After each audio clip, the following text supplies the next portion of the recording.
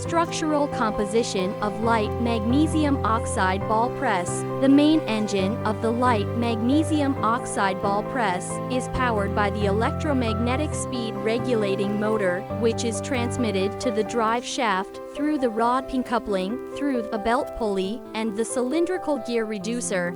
The drive shaft and the passive shaft run synchronously through the open gear. A hydraulic device is installed behind the passive bearing seat.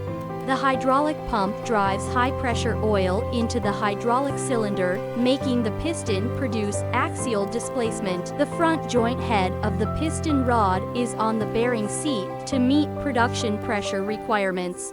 When the feed between the two rollers is too much or enters the metal block, the pressure of the piston rod of the hydraulic cylinder is overloaded. The hydraulic pump will stop. The accumulator plays a buffer role on the pressure change. The relief valve is opened and the oil is returned, and the piston rod is shifted to increase the gap between the press rollers so that hard objects can pass through the press roller. The system pressure is restored to normal, which can protect the press roll from damage. The machine can adjust the pressure according to the requirements of ball density, flexible production.